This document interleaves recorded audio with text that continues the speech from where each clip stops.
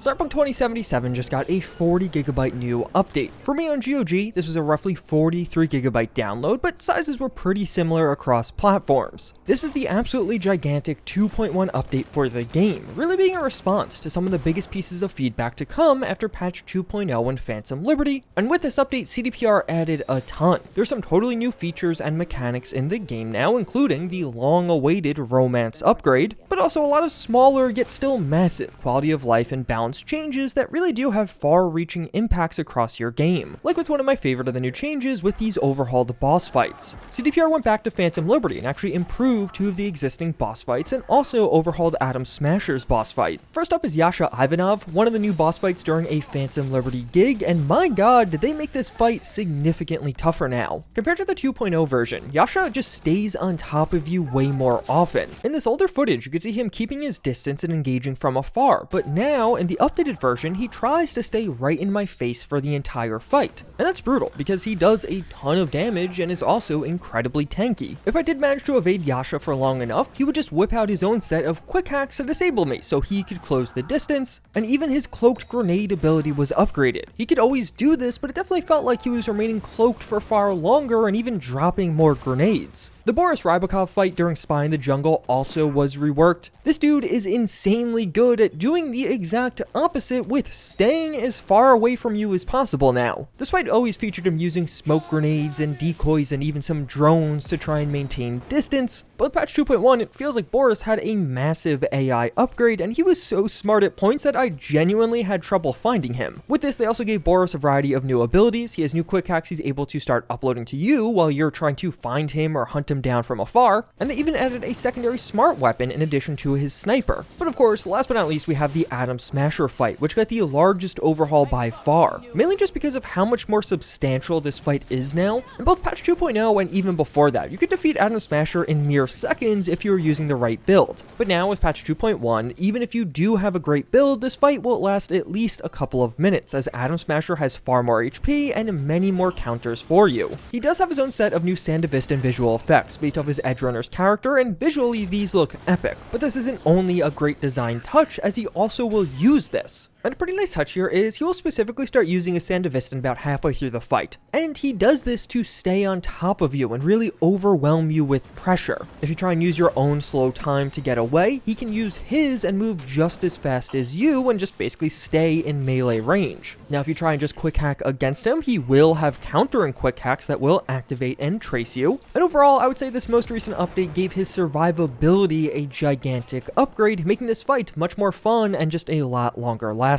But after this update, you'll probably find yourself in more notable minor combat encounters as well, as CDPR implemented a new car chase mechanic tied to certain gigs in the game. So now, for a specific set of gigs and quests, if you're doing something overtly aggressive towards a certain gang or faction, the next time you get into your vehicle, you may notice several faction members pulling up behind you and chasing you down. And this feature is genuinely quite cool. Sometimes these attacks will come shortly after the gig has ended. So just as you're going on to do the next thing and you get in your car to drive off, you'll notice, oh no, there's a bunch of tiger claws and the maelstrom hunting me down. But at other points, these chases will come right in the middle of an ongoing gig. So let's say you finish the first half of a quest and then have to drive on to somewhere else. You may notice a bunch of bad guys pull up behind you in their cars and chase you along the way to that secondary location. Although as cool as this new mechanic is, I'm imagining many of you are pretty frustrated with it right now. The way the system works is the game waits for you to enter your vehicle and then the attack will spawn. But it basically seems like they will queue up each of these attacks if you've already finished the gig. So since I'm guessing the vast majority of you loaded up patch 2.1 on an existing save and already have a ton of these gigs where these car chases would spawn completed, what's happening is every time you get into your vehicle, at least for the first several times, cars are immediately spawning behind you. So you can find a ton of reports from players that are using higher level characters where just every single time they get into their car after patch 2.1, two other cars are coming from behind and chasing them. Thankfully again, once you get through the queue, this will eventually end and only apply to newly completed gigs once again, and overall a really cool system that definitely has some growing pains on existing saves. But I assume you also saw that CDPR added in one of the most documented cut features from Cyberpunk with the Metro system. So now, after you complete the prologue, the Metro system will unlock, but since you probably are loading in with an existing save, you'll just get a text from NCART describing how there were some issues with our Metro card. But now that's fixed, and we have free rides for the year as a consolation. So all around around Night City, the metro stations now have new map markers, and once you actually arrive at one of these, you can walk up and you'll have the option to either fast travel or use the metro. Choosing the metro will open up this metro map, showing the various routes that are accessible from this station, and once you select one, you'll board the appropriate train. Unfortunately, as of right now, this is not a fully interactive process, so you're really just going to be teleporting onto the train, but this train will actually run around the metro lines through Night City. You're not able to freely move around the metro car, but there's a few positions you could stay in. You could stand up to look out the door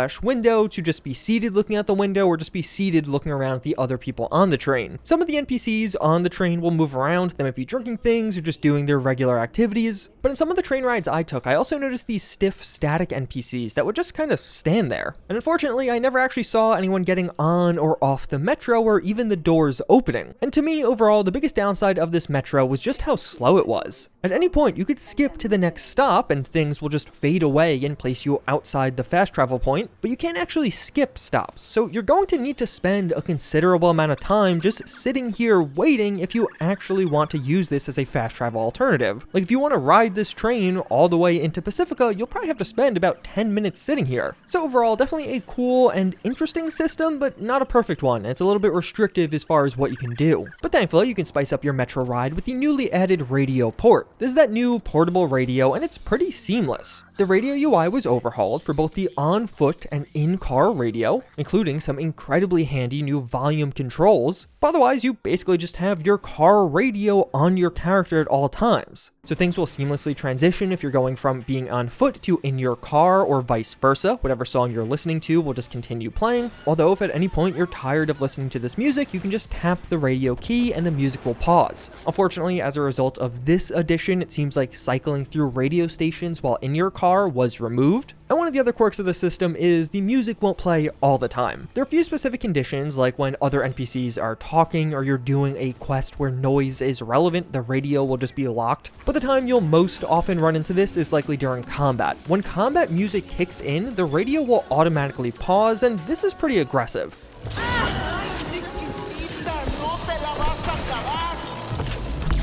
So typically, just a couple of moments after jumping into combat with a group, your music will end up pausing. Thankfully, it does automatically resume once the combat track finishes, but this can be a little bit clunky sometimes. Although thankfully, CDPR accounted for this as well, and if you do turn off music completely in-game, you will just have your radio play consistently through combat. And overall, a giant addition as far as quality of life goes. It is so nice that we could finally listen to the radio all over Night City. And funny enough, that wasn't the only sound change to come, as they also redid the sound effects for a variety of noises in game. Most notably, your double jump legs are going to have this more piercing and almost pneumatic sound now.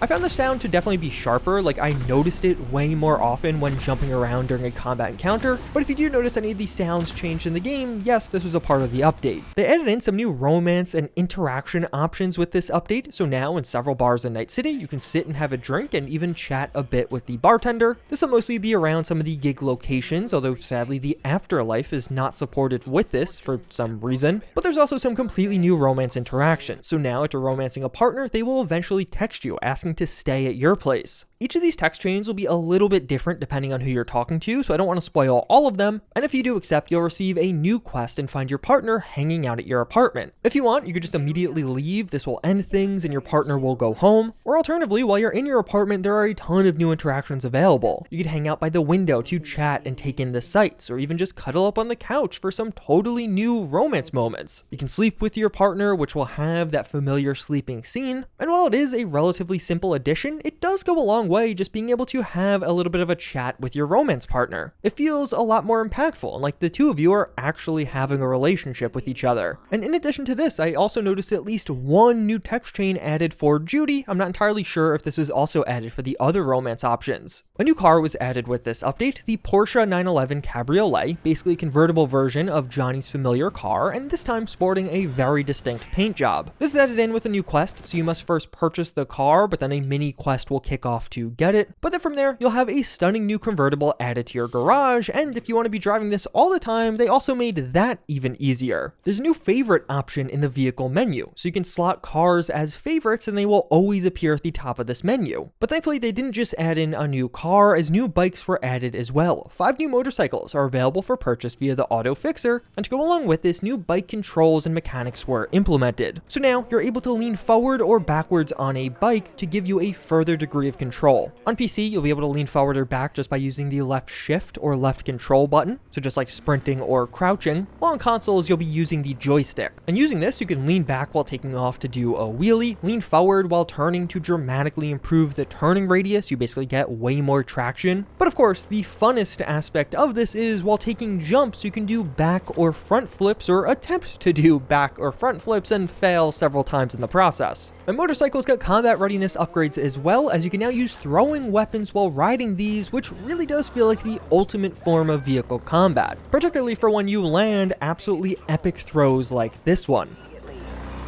Suspect's vehicle has been located. Details have been sent. But don't fret, because there is a very legitimate use for all of this new vehicle content, as repeatable vehicle races were also added to the game. These are going to start to trigger after you completed all the typical vehicle races in the game. And then a new character will text you mentioning how street races are available in Night City. For me, I actually had to wait quite a bit to get this one to trigger, so if you're not having this text come in, just try waiting a few more days or fast traveling around. But don't worry, the wait is worth it because these races are absolutely epic. You'll find the races labeled on your map, and they're going to have a 2,000 Eddie buy-in, but if you win, you'll get a 10,000 Eddie payout as well as a new auto fixer discount, so all of the cars you buy at the auto fixer will be cheaper. And these are just a ton of fun. With vehicle combat and the police system rework, these races become absolute chaos. You can get wanted levels, all of the drivers are attacking each other the entire time, and it honestly could be a decent way to earn some Eddies, especially in the earlier half of the game. But more so than anything else, it's just incredibly fun to race around the streets of Night City, turning the world into a true sandbox.